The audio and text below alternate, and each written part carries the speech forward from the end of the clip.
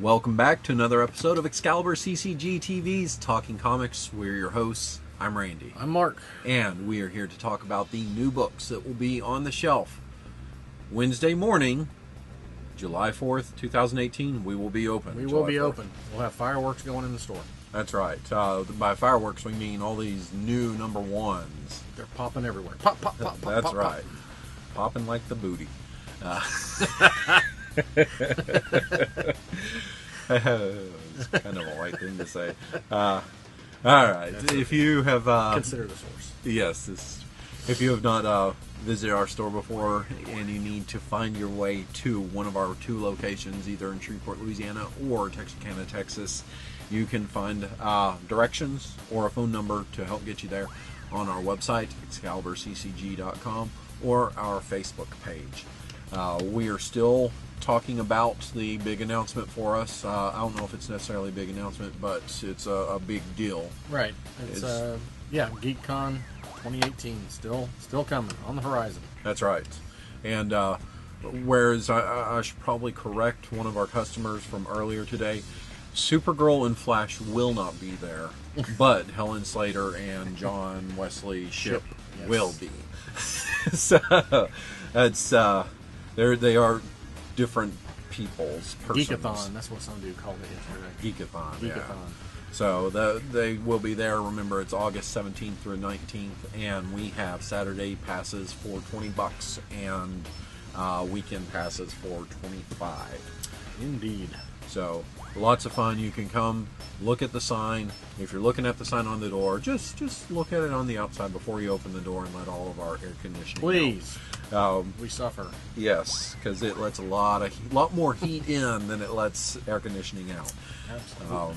And we want it cool in the shop. Yes, we do. Beyond that, guys, tons of number ones. Massive week. And Huge week. huge week. Tiny hands. I wish I had some of those Tiny little T-Rex ones. hands. The little that you can put on your fingers. That'd be awesome. That would be awesome. All right, and Mark's going to start us off with the number one. Oh, well, apropos for Independence Day. From Marvel Comics, Captain America #1. From Ta-Nehisi Coates and Lionel Francis Yu. And covers by numerous people, including Alice Ross. A whole lot. A whole lot of covers going on. It is winter in America. For over 70 years, he has stood in stalwart defense of our country and its people. But in the aftermath of Hydra's takeover of the nation, Captain America is a figure of controversy, carrying a tarnished shield, and a new enemy is rising. Who are the power elite, or elite? And how do they intend to co-opt and corrupt the symbol that is Captain America? So They briefly touched on trying to make the shield not be so tarnished again in yep. Mark Waid's book, but then Mark Waid quickly jumped to telling stories in the future, which I didn't quite understand. Yeah. Very Odd. well, just throwback to some 90s run-of-the-mill Captain America stories that I guess it was good to see Captain America acting like Captain America again, although in this latest, the last story, it wasn't him. Yeah. It was his son. So, Yeah. I don't know. But the 90s was known for having some very lackluster, just run-of-the-mill Cap stories, too. So, there's also that. The big one from... from DC Comics, and big number one. The big number one is Catwoman #1 that will be written, drawn, and one of the covers will be by Joelle Jones. Very nice cover. Art Germ has the other cover there, so obviously people are going to be clamoring for both. With that, I actually like the Joelle Jones cover a lot better. I do too. Art Germ's stuff looks a little weird to me. I don't get the appeal. Looks a little Sorry, weird. Almond-shaped people. Yeah. It's like if someone exactly the same. some of those people that anime chicks take like the pieces of fruit and food and like create things out of them, like they'll like put a body on it and paint. It's almost like that with an almond. yeah. The wedding's barely over, Is it? We'll see. But Catwoman's back on the streets, this time to expose a copycat who's pulling heists around Gotham City as Selina cracks the whip on her former criminal cohorts. Cohorts? That's a great word. Cohorts. Cohorts in Cambria. That's right. She's attracted unwanted attention from one of Gotham's most dangerous groups, the Mob. Nah. Try the... I was about to say the NYPD, the GCPD. And if the Bat Bride didn't have enough problems, don't miss the debut of the all-new villain determined to make the trouble for all 9 of her lives. That's could be some real smoke and mirrors with that, because we don't know what exactly is going to be happening with the wedding. Because we all know that Gambit and Rogue got married instead. Yes. Spoiler. Oops. It's all over the They crossed universes and they heisted Batman and Catwoman's wedding. Right. All right, this one I'm very interested in. This one is also from Marvel. The Cosmic Ghost Rider number 105. Donny Cates, Red Hot. Dylan Burnett, cover up by Jeff Shaw. This is, coming from the last Thanos series. Frank Castle was the Punisher. A deal with the Devil made him a Ghost Rider. A deal with Galactus made him Cosmic. A deal with Thanos made him dead. Not to worry, he's coming back, and he's got a plan to make the universe a better place that's going to lead him into an even crazier adventure than he's ever been in. And Donny Cates promised this thing would be like one of the weirdest things you've ever seen in your life. So, okay. Well, I'm up for weird. Yeah. Speaking of weird, let's talk about how Marvel has taken their concept of making the Inhumans the next mutants and totally abandoned that. And, well, and this is actually pretty fitting. And, yeah, so they've abandoned that with this miniseries, Death of Inhumans, number 105. Again, Donny Cates. Yep. And Ariel Olivedi, that will be the artist, and Kari Andrews is giving us the covers on, at least the main cover on this. The Kree have gone murdering,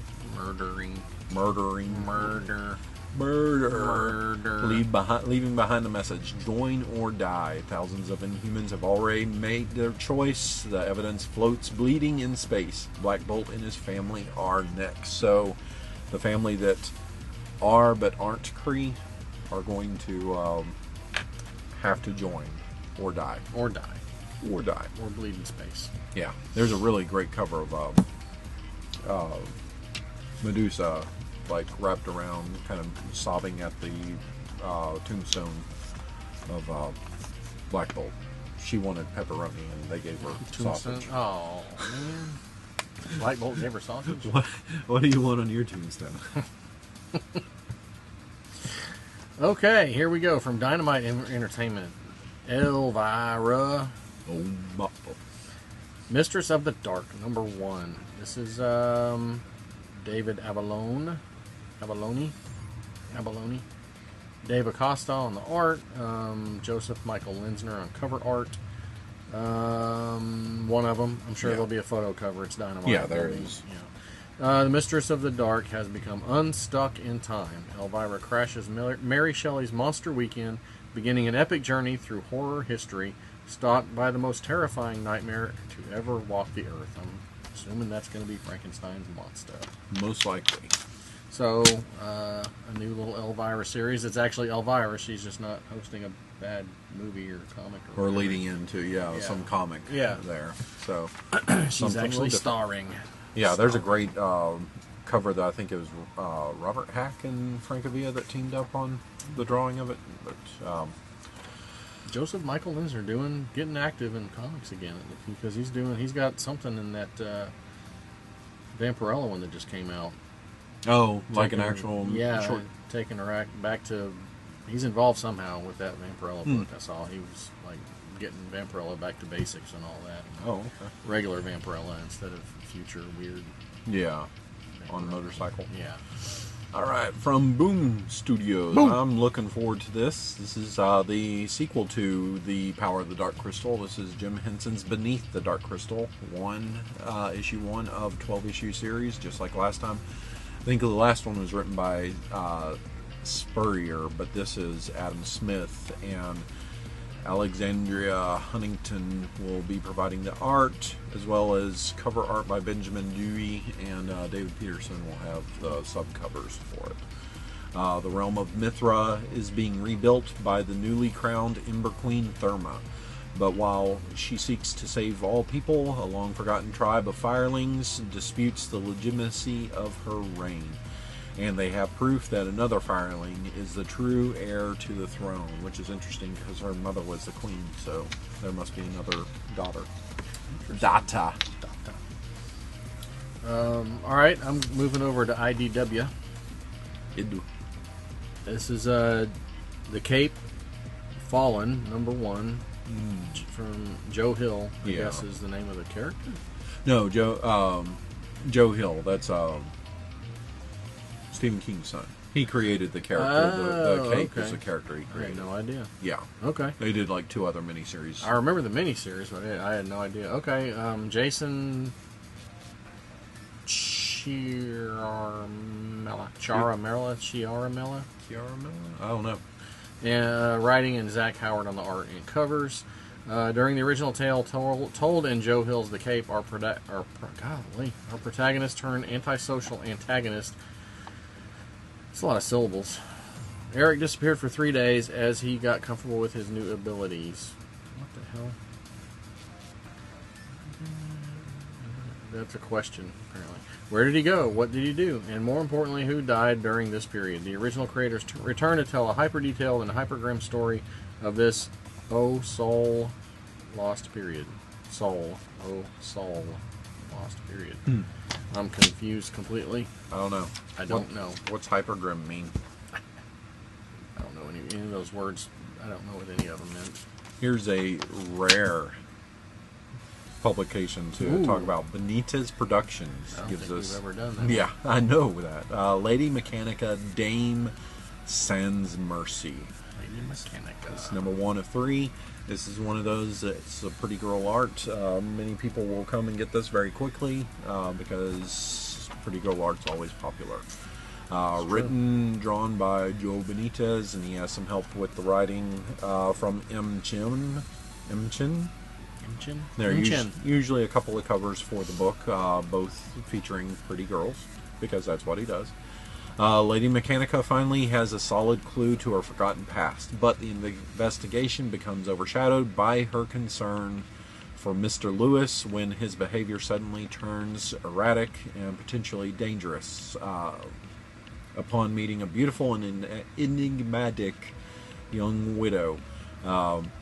Beautiful because he draws pretty girls. So this is a brand new 3-issue miniseries that first issue's coming out now. Second issue will come out probably in December, and the next issue may come out in 2020. Okay. Just beware. Fair enough. Buyer beware. Yes. All right. I'm tired. We're filming later than usual. Yeah. Okay, back to Marvel Comics. This is Marvel Rising, Squirrel Girl, Miss Marvel #1. Didn't we already do this one? They have like 3 or 4 little one-shots that they're doing. Okay. Devin Grayson in various writing. Irene Strichowsk. Ramon Box. We know Ramon Box. Yeah. Cover by Gurihiru. There you go. Gurihiru. And then he's going to go fight Godzilla after this. Gamer girl Ember Quaid has a secret, a power that lets her bring video games to life. But when her creations attract the attention of superheroes Squirrel Girl and Miss Marvel, the stakes hit a whole new level. What is Ember after? And can Squirrel Girl and Miss Marvel prevent her pixelated projects from wreaking epic destruction? Oh. From wrecking havoc. Wreaking epic havoc. We shall see. Image Comics is Image Comics is giving us New Lieutenants of Metal, #1 of 4. Joe Casey writing and Ulysses Farinas drawing. Drawing. So this is series premiere of a mini series. Yes. Meet the new lieutenants of metal, a precision strike force ready to face any threat, and the most kick-ass, head-banging heroes ever assembled. Their names are legend: the mighty Krieg, Vanderborg, Riot, Mano Warrior, and Steppenwolf. The most regular of all the names. Beset on all sides by a roster of vicious foes, the new lieutenants of metal are guaranteed to deliver you unto greater comic book glory. They like to mention new lieutenants of metal. They do several times. So is that an actual group that they're basing that off of? No, that'd be kind of awesome. But I'll check it out. If it's just a bunch of cliches, which I have a feeling it's going to be, I won't stick with it. But we'll see.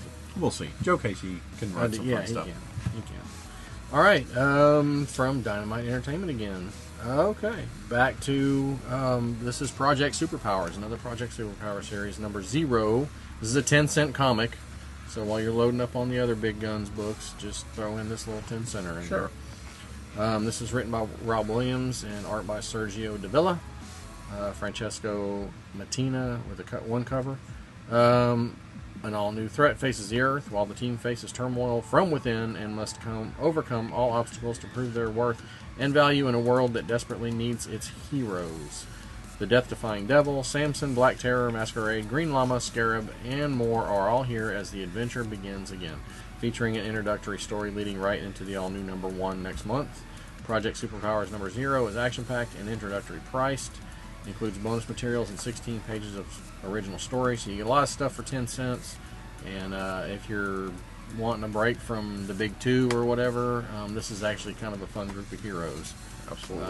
I enjoyed the past Project Superheroes books. Yeah. Superpowers. Yeah. They were, when Alex Ross was dealing with it. Mm-hmm. Yeah.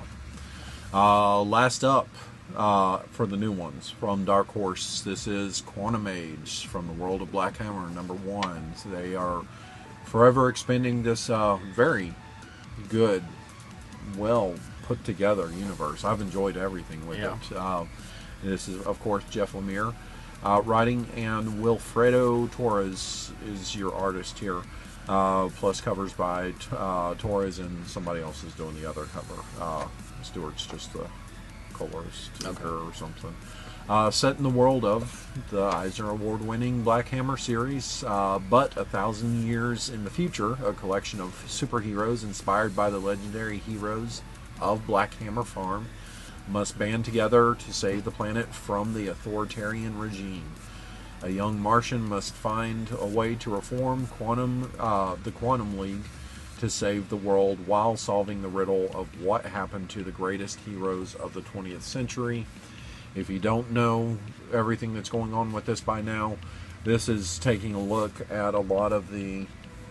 It's doing what DC has basically done with their line of Damage and all those, where Damage is... or they're basically taking the Marvel characters and putting their spin on them. Yeah. They are taking a lot of the classic DC characters, so this is obviously looking at Legion of Superheroes with this. They're in the, what's the other one?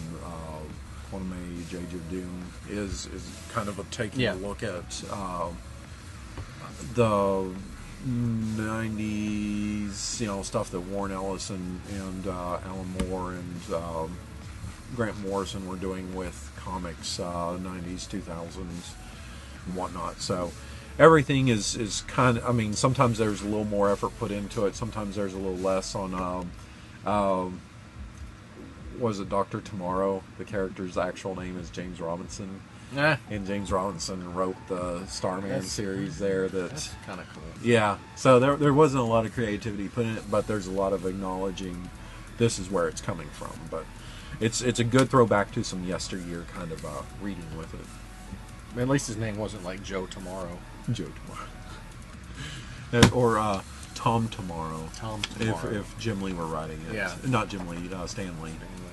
Yeah. And now, those are the number ones. The biggie issue that we will not. That's some breaking news here for anybody. Yeah. We're not going to be open at midnight for these. Don't come by. Don't come by. Don't bother asking. We will have all of these books first thing in the morning, 10 a.m. when we open. Yes. This was included. Batman number 50, written by Tom King, art by Mikel Janin and various. This is the big one. It's the wedding you thought you'd never see. The Batrimony is real, as Bruce Wayne and Selena Kyle are set to tie the knot in a can't-miss extra-length milestone issue that will reshape Gotham City.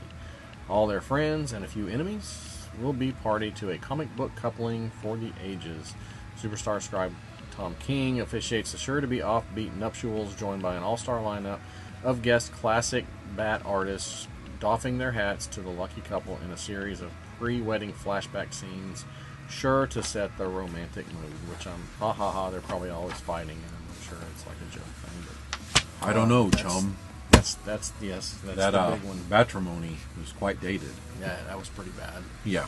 That was pretty bad. Also, one we didn't cover, but another big kind of issue is Star Wars number 50 hits this week too, and they are leaving the New Hope era kind of thing and heading into the Empire Strikes Back, leading up to that stuff. So Empire Jedi kind of era, or Empire, I think it's like kind of they're leading into more of a direct prequel to Empire Strikes Back. From what okay.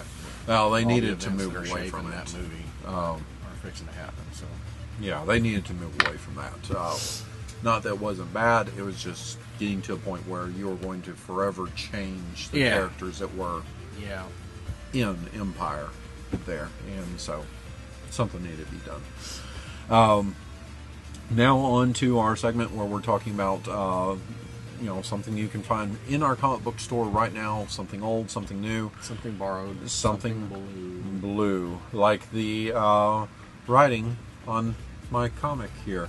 I'm going with this is Rose number 11. This is from Image Comics, and this is David Finch's wife and comic book scribe Meredith Finch and IG Guerrera. I don't know how they ever how that's actually supposed to be said, but basic premise of the series, if you're not familiar, there's this magic in this land that's outlawed by the head ruler, Drusilla, something like that. I'm terrible with names, and trying to remember them off the bat is not the easiest thing to do.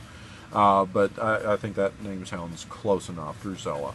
But those that do have magic, you can tell or have the ability to use it because their hair turns white. And so Rose is one such character, and the magic users have a guardian with them that is called a cat, and it's like the KHAT. Yeah, there's something else there. But most cats have been sought out and killed by Drusilla, except for this one Thorn that's been hidden away, and now they're looking to unite. However, Drusilla has placed a collar on Thorn, so he's not able to really fully access his power, and she's able to kind of call out to him. So that's what, in this particular issue, that's what's happening. He's being drawn away from them while Rose, is going on this journey to kind of figure out, who she is with using the power and whatnot. And it's just, it's a good fantasy series. It almost borders on kind of having the different parties there that you see within D&D campaign or something like that. I'm always a sucker for something where you've got the thieves and the rogues and the warriors or fighters and clerics and all the different things. So that it's basically that kind of world with it. There's nothing about this. The thing I really like is Meredith Finch stays away from. It's not just like smutty, big boobed, whatever that can sometimes happen with a lot of that style of book. The characters are archetypes that you're familiar with, so you don't really have to they can dig into their past, but It just it's familiar. It's something that I've kind of missed for a while. You know, you can get that zaniness with reading Rat Queens, or you can get something that's a little more serious with the tone with Rose. And so I know it may not be necessarily the book for everybody, but if you enjoy the fantasy aspect of it, they've got 2 volumes out, I think, right now. I think so. Yeah. And then they're about to finish up this storyline, which will be ready for the 3rd one. But good series. And just be careful and don't get it confused with the other 30 books out there that have a female lead with a big cat. Yes, that is a popular thing right now. And the other one, Isla, which I looked it up, and that's how they pronounced it. Isla is that one is flying out of here. It's hard to get a hold of that book, so that's why I haven't mentioned it to you yet. Well, cool. Yeah, I haven't read. I think I read the first couple, but I plan on getting the trades and all that on that one and following that because it looked like a pretty good series. Yeah, it looks like something that's going to have to get to a certain point. I don't know if they really have more story to tell after that. Well, just the beauty of Image. You don't have to. You don't have to. If it's a good writer, they can find something else. Sure. Just don't drag it along like some do. Don't jump the shark. Yeah, Ghosted.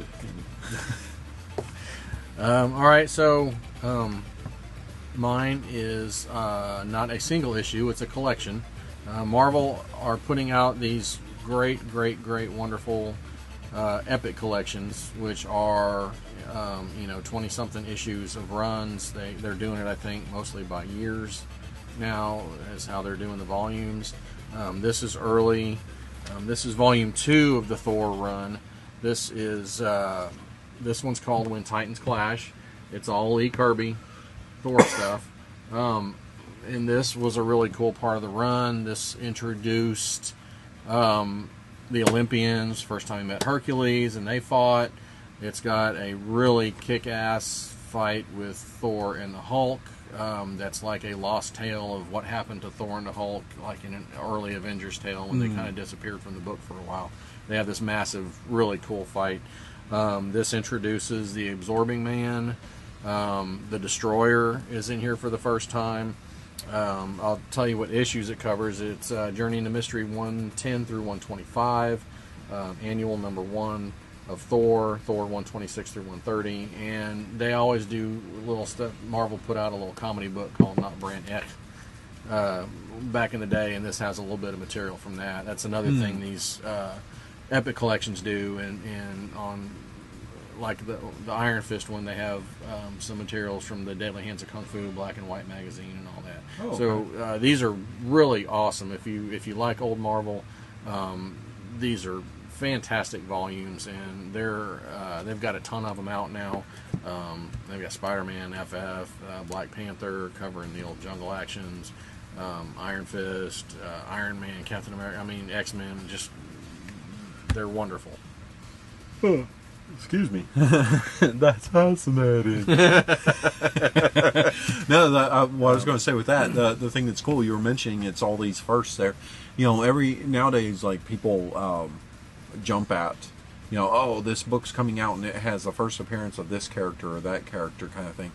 Back in the day, if you had speculators buying books like they do now, they would basically have to buy everything because there were, Kirby. First appearances almost every book. Well, they weren't telling these like 6-issue story arcs and everything. No, so it's like each most issue. of them were one and done. Right there, you may get a 2-parter here or there, but so everything was like introducing a new character just about every single time. These are the building blocks of the Marvel universe. These old stories here. Also included in these old Thors, they had tales. What do they call them? Tales of Asgard. And they actually include them in here. They don't always do that in these reprints. Sometimes they just do the main story and they don't include the Tales of Asgard. But those are actually in here too, and those are like tales of Thor's youth and all that. So it's a fun stuff. Whose art is that on Kirby? Is that Kirby? Mm-hmm. Is that right? It is. Someone's re-inked that or something. They have. They recolored it. They recolored it. He kind of damaged it doing that. Yeah, that's one of the problems with modern coloring on old art like that. It doesn't always looked good. He had such a unique style, and the inking was very unique, and so it really, you can see how much that changes his. Yeah, he doesn't have those characters. big, bold Kirby like inks right here on the Yeah. muscles and all that, but Yeah. Plus, But, I mean, yeah. usually there's always like the Kirby, Kirby crackle. Yeah. And you just, Yeah, there's you no don't Kirby crackle there. See that? Yeah, I mean, you can see exactly where it should be. Right. But okay, that shocks fun me. stuff. Fun stuff. All right, well, I think that's going to about wrap things up with this. You have our number ones here to talk about in the video. Tell us what you're looking forward to picking up here on this 4th of July, sitting in the air conditioning, relaxing.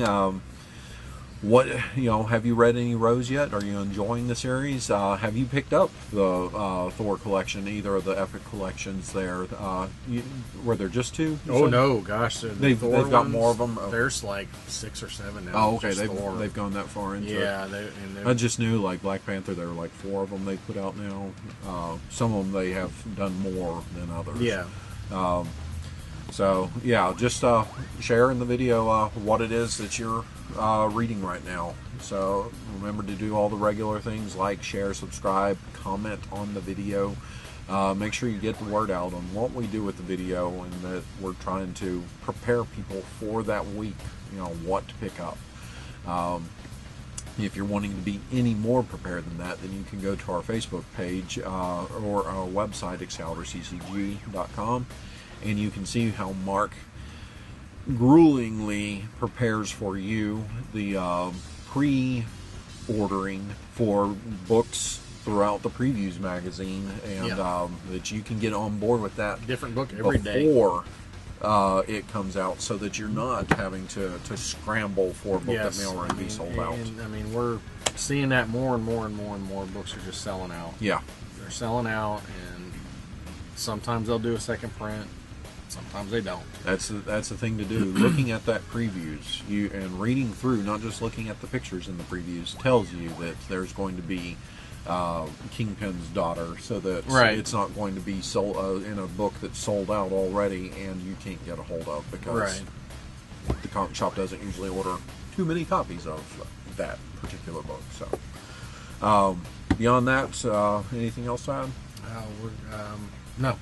Good. All right, so come into the store, see all the changes that we've made here at the Shreveport location of Excalibur Excalibur. We move stuff around again. Yeah, absolutely. We like to keep you on your toes. See what you might have missed before, or something new that we might have put out. Until next time, though, read great comics, comment on the video below. We'll see ya. Bye.